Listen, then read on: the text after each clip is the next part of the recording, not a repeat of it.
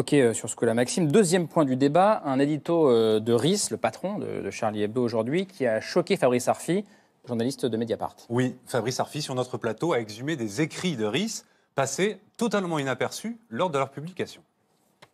Il a dit que le boulanger musulman, que la femme voilée et que le dealer maghrébin, tous à leur manière, participaient à l'entreprise terroriste. Mot pour mot, sans le concours de tous. Non, stop, monsieur. Je connais RIS depuis de longues années, je le respecte et je l'aime en tant qu'ami. Et je sais parfaitement, pour le connaître depuis très longues années, qu'il est à l'opposé, aux antipodes du moindre propos mais raciste. Nous pouvons en discuter, je vous en prie. mais je ne dis pas que c'est raciste. Monsieur, vous ne respectez pas des règles de morale élémentaires. Maxime, vérification.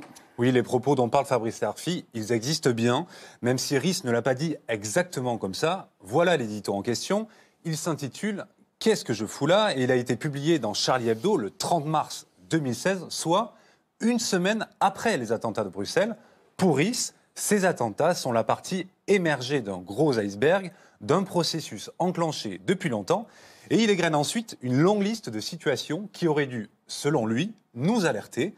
Exemple, Tariq Ramadan, invité à Sciences Po, la femme voilée, que selon RIS, on ne peut pas critiquer, ou encore le boulanger musulman qui refuse de faire des sandwichs avec du jambon de pays ou des rillettes. Je cite toujours l'édito.